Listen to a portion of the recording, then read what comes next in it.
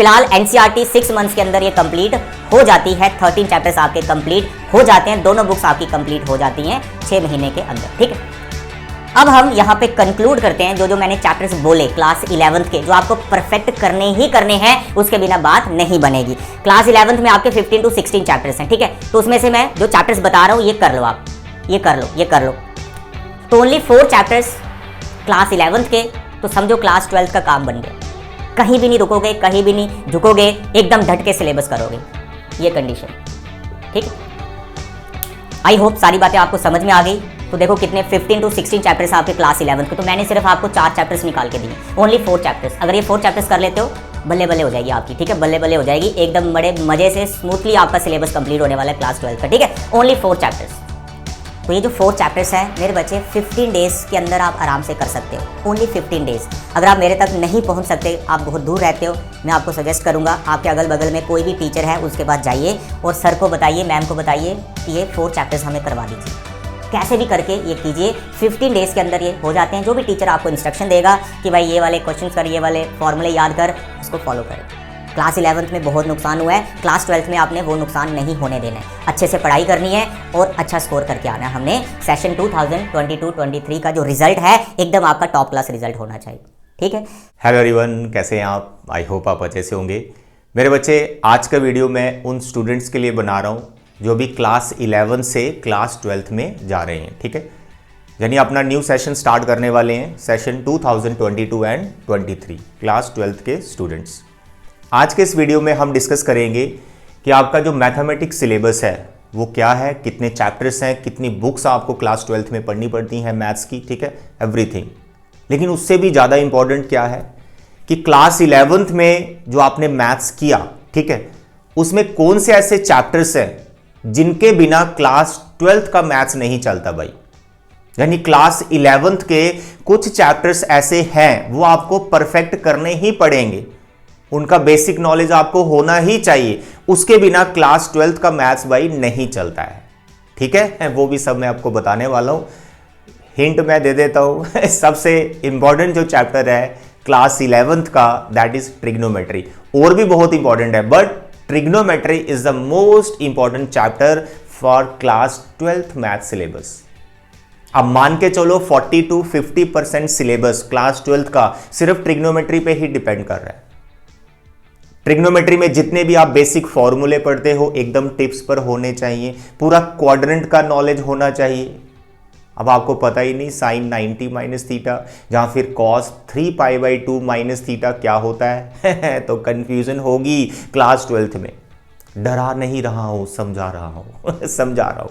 तो यहां पर मैं क्लास 12th का अभी यहां सिलेबस लिखने वाला हूं, उसके बाद मैं बताऊंगा यार कौन सा चैप्टर है जो क्लास 11th का कनेक्ट कर रहा है। ठीक है, ज्यादा नहीं है, कुछ ही हैं और वो क्लास 12th में आने से पहले परफेक्ट कर लो। अगर आप अभी कहीं फ्री बैठे हो, वेट कर रहे हो न्यू सेशन का, हम स्कूल जाएंगे, पढ़ेंगे, फिर स्टार्ट करेंगे, मत वेट करो भाई। क्लास 11th का जो भी चैप्टर है जो रिलेट कर रहा है क्लास 12th के साथ, अभी से उसकी प्रिपरेशन स्टार्ट कर दीजिए। क्लास 11th का 12th का नहीं, क्लास 11th का। ठीक है, वो सिलेबस कर लो जो क्लास 12 से रिलेटेड है। वैसे तो मैक्सिमम सिलेबस से रिलेटेड ही होता है, बट ज्यादा नहीं, कुछ चैप्टर बताने वाला हूं, वो जरूर कर लेना यार, जरूर कर लेना। वीडियो लास्ट तक देखना, बहुत फायदा आपको होने वाला है। देखो, सबसे पहले तो हम यहां पे सिलेबस लिखने वाले हैं क्लास 12th के। ठीक है, क्लास 12th का सिलेबस 1 2 3 4 एंड 5 6, ये आपके पास आगे 6 चैप्टर जो फर्स्ट बुक में है, पार्ट 1 बुक में क्लास 12th में। तो आप बोलेंगे सर नाम नहीं लिखे अभी लिखते हैं नाम, वेट करो। ठीक है, ये आपकी पार्ट 1 बुक है, 2 बुक्स करनी है आपने क्लास 12th में। ठीक है, उसके बाद आपके पास आ गया 7th 8th 9th 10th 11th 12th and 13। 6 chapter part 1 book में है और 7 चैप्टर आपकी पार्ट 2 बुक में है। क्लास 12th का सिलेबस क्या है, इनके नाम ध्यान से देखो। सबसे पहला चैप्टर आपका R&F, that is relation and function, जो आप क्लास 12th का फर्स्ट चैप्टर पढ़ते हो। ठीक है, उसके बाद ITF, what is ITF? Inverse trigonometric functions. दोनों चैप्टर्स फंक्शंस के अंडर ही आते हैं। यहां पर भी आप क्लास 11th का जो रिलेशन फंक्शन करते हो ना, वही चैप्टर कंटिन्यू है आगे ये वाला। और ये ट्रिग्नोमेट्री, इनवर्स ट्रिग्नोमेट्री, जितना भी ट्रिग्नोमेट्री पढ़ रखा है ना आपने उसका सारा रिवर्स कर देने फॉर्मूले, एक तरह से आप ऐसे समझो इसको, ठीक है। इनवर्स ट्रिग्नोमेट्रिक फंक्शन छोटे छोटे हैं, ज़्यादा नहीं है तो छोटे चैप्टर्स हैं, बट इन दोनों चैप्टर्स को करने के लिए क्लास 11th के 2 चैप्टर, एक रिलेशन फंक्शन जो आपका सेकंड चैप्टर है और एक ट्रिग्नोमेट्री जो आपका थर्ड चैप्टर है क्लास 11th का, वो आने चाहिए। उसके बिना ये चलेगा नहीं। अब जिसको पता ही नहीं यार फंक्शन का डेफिनेशन क्या होता है, फंक्शन का डोमेन कैसे निकालते हैं, फंक्शन का रेंज क्या होता है, तो वो आगे यार फंक्शंस की टाइप्स को समझना उसके लिए बड़ा टफ हो जाता है।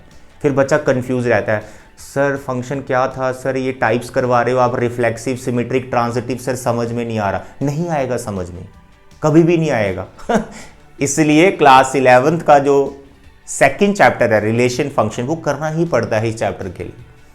और ये वाला chapter second inverse trigonometry totally depend कर रहा है ट्रिग्नोमेट्री पे। देखो नाम ही इसका यही है, इनवर्स ट्रिग्नोमेट्री। जो ट्रिग्नोमेट्री पढ़ा उसी के कुछ हमने इनवर्स फंक्शंस पढ़ने होते हैं, ठीक है। वही सारे फॉर्मूले रिपीट हो रहे होते हैं ट्रिग्नोमेट्री वाले, sin 2a, cos 2a, tan 3a, है ना, वही सारे फॉर्मूले रिपीट हो रहे होते। अब अगर आपको वो फॉर्मूले नहीं आते, फिर इस चैप्टर में सर पकड़ के बैठोगे, सर नहीं हो रहा। भाई मेरी बात सुनो, ट्रिग्नो, रिलेशन फंक्शन, 2 चैप्टर आपको करने ही करने हैं इन दोनों चैप्टर्स के लिए। बाकी लास्ट में मैं कंक्लूड करूंगा 11th के चैप्टर्स आपको कौन कौन से करने हैं और आपको कैसे करने हैं और उनमें क्या क्या बेसिक चीजें आपको याद रखनी है, उनकी प्रैक्टिस कर लो। अभी प्रैक्टिस कर लो सेशन स्टार्ट करने से पहले, ठीक है। चलिए ये फर्स्ट 2 चैप्टर, उसके बाद chapter number 3 matrix and chapter number 4 it is determinant, ठीक है। ये वो 2 चैप्टर्स हैं जिनका क्लास 11 से कुछ भी लिंक नहीं है।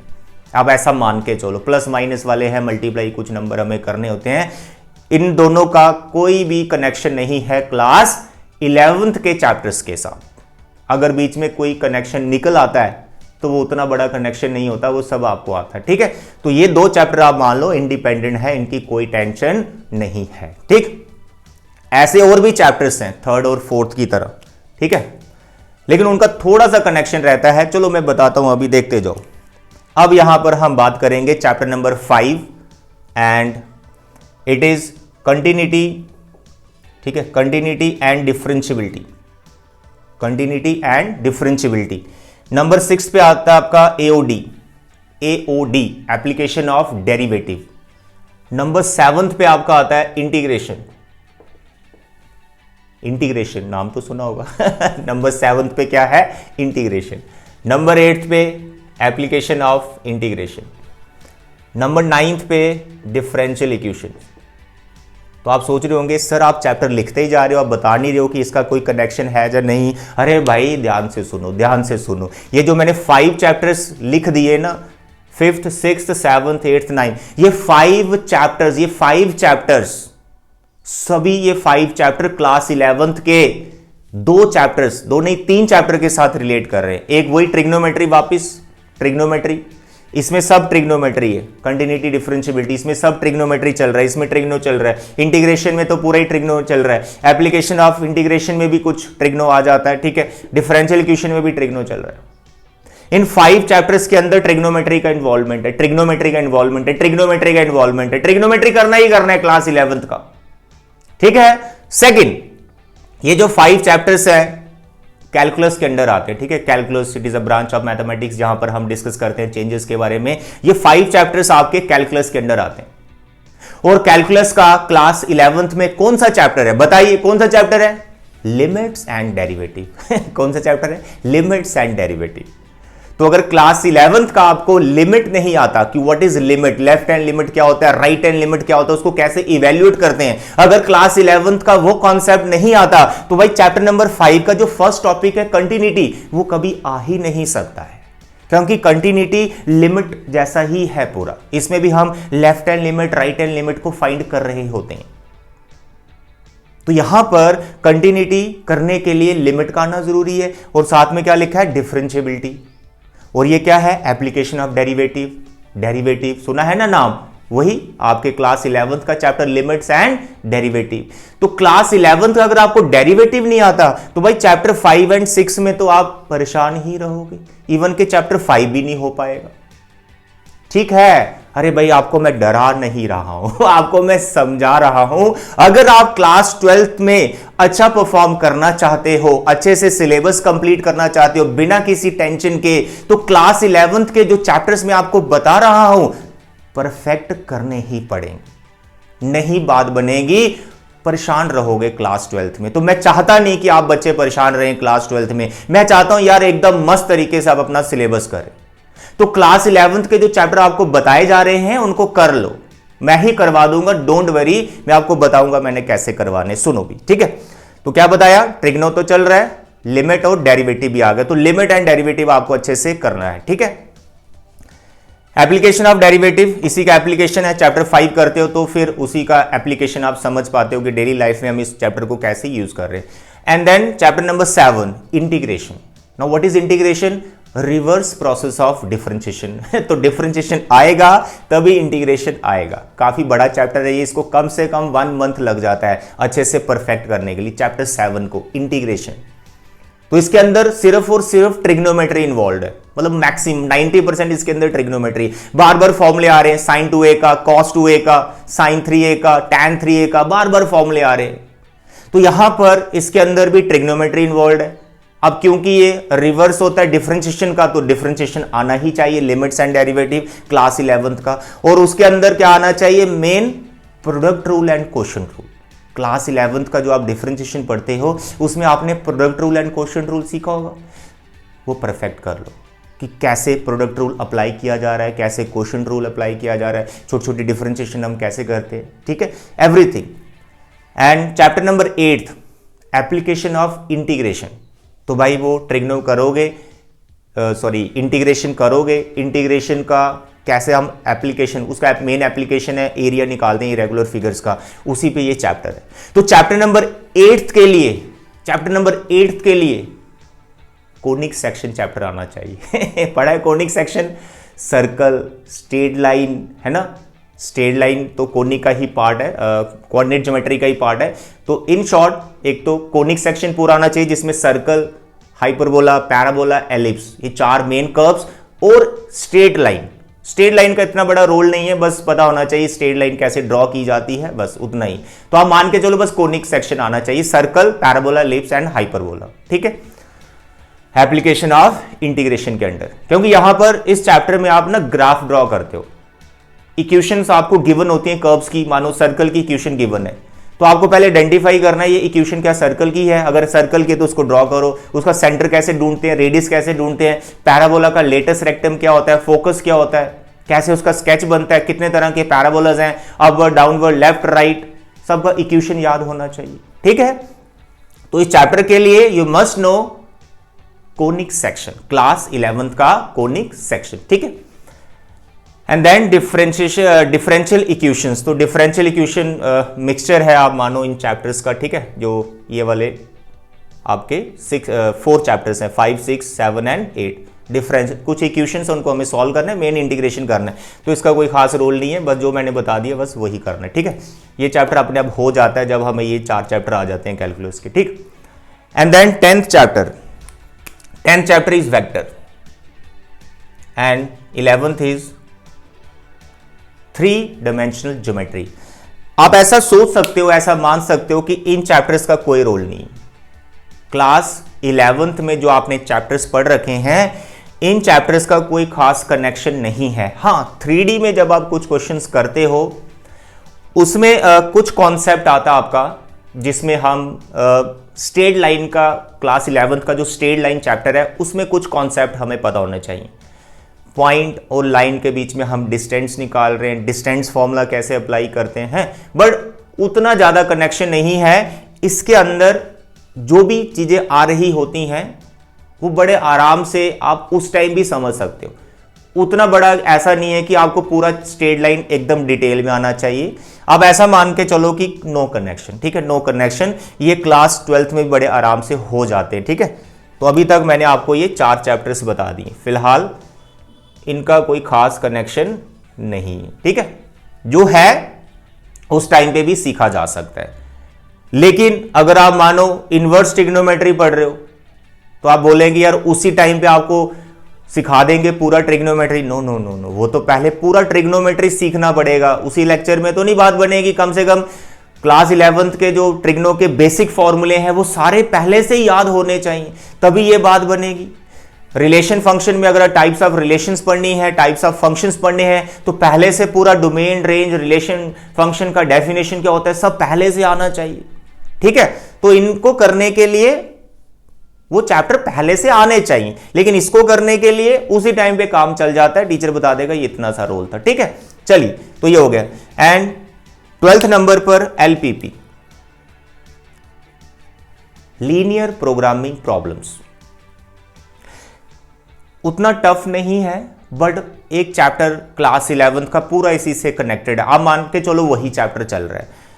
क्लास 11th में आपने 6th नंबर पर जो चैप्टर किया that is linear inequality, linear inequalities. ठीक है, और इसमें भी आपको क्या करना है, सिर्फ ग्राफ वाला पोर्शन, ये पूरा उसी से रिलेट करता है। ठीक है, सपोज करो आपको ये चैप्टर नहीं आता क्लास 11th का, लीनियर इनइक्वालिटीज, तो कोई दिक्कत नहीं है। ठीक है, ग्राफ ही सीखना होता है तो ग्राफ एक लेक्चर में टीचर आपको सिखा ही देता है इस चैप्टर को स्टार्ट करने से पहले, तो you don't worry about this graph. ठीक है, वो इजी होता है, आराम से हमें पता चल जाता है कौन सा हम शेड कर रहे हैं। तो ये बस वही चैप्टर है, कुछ नहीं है। यहां पर डायरेक्ट आपको ग्राफ अगर बनाना है तो इनइक्वालिटी गिवन होती थी, यहां पर इस चैप्टर में आपको स्टेटमेंट सम होंगे, वर्ड प्रॉब्लम होगी, स्टेटमेंट पढ़ के इनइक्वालिटी बनानी, फिर उसका graph banana, that's all. Easy chapter है, कोई टफ नहीं है। And the last is probability, very important. अब प्रोबेबिलिटी है, नाम ही इसका क्या है प्रोबेबिलिटी, तो समझ गए ना। क्लास 11th का प्रोबेबिलिटी भी आना चाहिए और क्लास 10th का प्रोबेबिलिटी भी आना चाहिए। 10th एंड 12th दोनों का प्रोबेबिलिटी आना चाहिए, फिर आप क्लास 12th का प्रोबेबिलिटी बड़े आराम से कर सकते हैं। यह है बच्चे क्लास 12th का syllabus, only 13 chapters, only 13 chapters.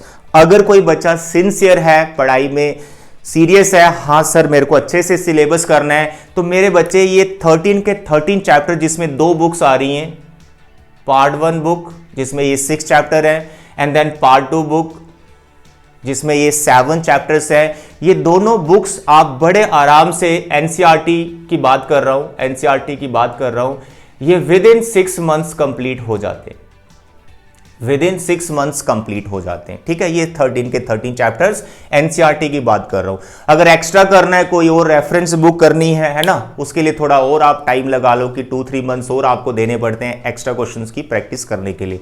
तो फिलहाल एनसीईआरटी 6 मंथ्स के अंदर ये कंप्लीट हो जाती है, 13 चैप्टर्स आपके कंप्लीट हो जाते हैं, दोनों बुक्स आपकी कंप्लीट हो जाती हैं 6 महीने के अंदर। ठीक है, अब हम यहां पे कंक्लूड करते हैं जो जो मैंने चैप्टर्स बोले क्लास 11th के, जो आपको परफेक्ट करने ही करने हैं, उसके बिना बात नहीं बनेगी। क्लास 11th में आपके 15 to 16 चैप्टर्स हैं। ठीक है, तो उसमें से मैं जो चैप्टर्स बता रहा हूं ये कर लो, आप ये कर लो, ये कर लो। देखो नंबर 1 क्लास 11th की बात कर रहा हूं।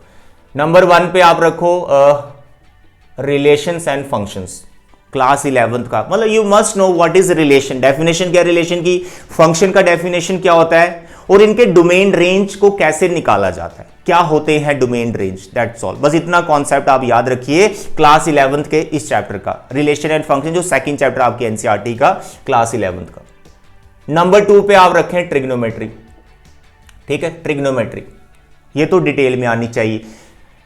सबसे ज्यादा इंपॉर्टेंट क्या है इस ट्रिग्नोमेट्री में, नंबर 1 जितने भी बेसिक फॉर्मूले आपने पढ़ रखे हैं, साइन a+b से लेकर पूरा tan 3a तक जितने भी आपने फॉर्मूले पढ़ रखे हैं, CD वाले फॉर्मूले जो आप सीखते हो, sine c plus sine d, everything, सारे बेसिक फॉर्मूलों की लिस्ट बना लो। 20-25 फॉर्मूले बनेंगे, उनकी लिस्ट बना लो, उनको याद करना स्टार्ट कर दो, क्योंकि उन्हीं का एप्लीकेशन है बार बार जो अब आप पढ़ोगे यहां पर पूरा कैलकुलस। ठीक है, ट्रिग्नोमेट्री।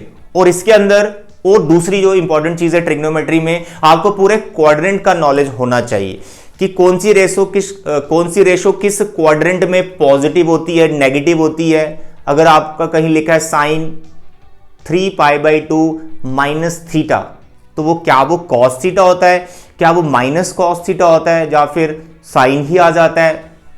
मतलब पूरा क्वाड्रेंट जो आप पढ़ते हो क्लास 11th में वो आना चाहिए। तो दो चीजें बताई ट्रिग्नोमेट्री में, क्या? ऑल बेसिक फॉर्मूले एंड कंप्लीट क्वाड्रेंट का नॉलेज होना चाहिए ट्रिग्नोमेट्री के अंदर।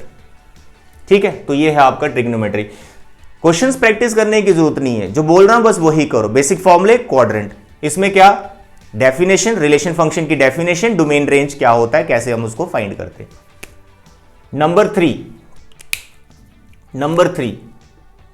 नंबर थ्री मैंने आपको बताया कोनिक सेक्शन। ठीक है, सर्कल, पैराबोला, एलिप्स, हाइपरबोला, ये सब। ठीक है, बाकी एलपीपी से जो रिलेटेड है उसको छोड़ दो, अभी करने की जरूरत नहीं। प्रोबेबिलिटी भी कोई दिक्कत नहीं है, प्रोबेबिलिटी उसी टाइम पे भी की जा सकती है क्लास 12th में। तो फिलहाल मैं आपको सिर्फ और सिर्फ ये 3 चैप्टर्स बता रहा हूं। मेरे प्यारे और दुलारे बच्चों ध्यान से सुनो, मैं आपको सिर्फ क्लास 11th के 3 ही चैप्टर्स अभी बता रहा हूं कि भाई इनको परफेक्ट कर लो। अगर आपके ये चैप्टर्स परफेक्ट हैं तो मैं आपको 101% इस चीज की श्योरिटी देता हूं, गारंटी देता हूं कि 6 मंथ्स के अंदर आप पूरा एनसीईआरटी का ये 13 के 13 चैप्टर मजे से कर सकते हैं।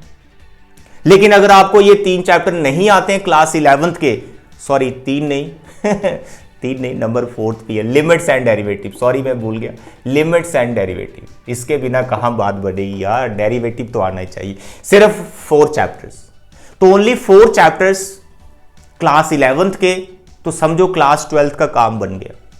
कहीं भी नहीं रुकोगे, कहीं भी नहीं झुकोगे, एकदम डट के सिलेबस करोगे, ये कंडीशन। ठीक है, आई होप सारी बातें आपको समझ में आ गई। तो देखो कितने 15 to 16 चैप्टर्स आपके क्लास 11th के, तो मैंने सिर्फ आपको 4 चैप्टर्स निकाल के दिए, ओनली 4 चैप्टर्स। अगर ये 4 चैप्टर्स कर लेते हो, बल्ले बल्ले हो जाएगी आपकी। ठीक है, बल्ले बल्ले हो जाएगी, एकदम बड़े मजे से स्मूथली आपका सिलेबस कंप्लीट होने वाला है क्लास 12th का। ठीक है, ओनली 4 चैप्टर्स।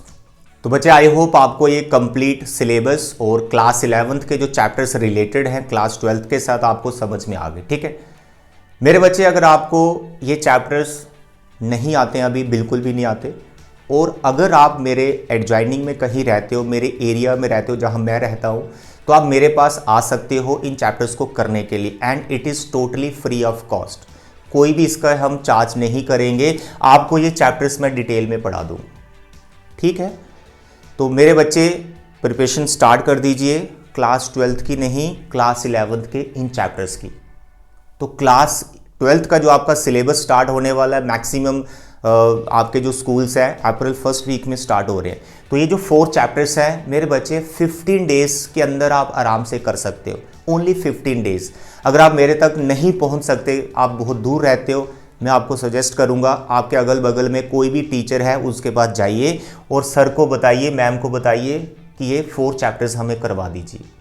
कैसे भी करके ये कीजिए, 15 डेज के अंदर ये हो जाते हैं। जो भी टीचर आपको इंस्ट्रक्शन देगा कि भाई ये वाले क्वेश्चंस कर, ये वाले फॉर्मूले याद कर, उसको फॉलो करें।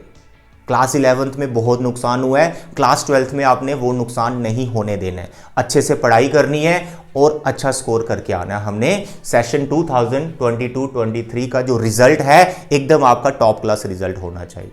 ठीक है, तो आज की वीडियो में बच्चे इतना ही। आई होप आपको इसका फायदा जरूर होगा। तो मैक्सिमम स्टूडेंट्स के साथ इसको आप शेयर करें ताकि मैक्सिमम स्टूडेंट्स को इसका फायदा हो सके। Thank you, bye bye and take care.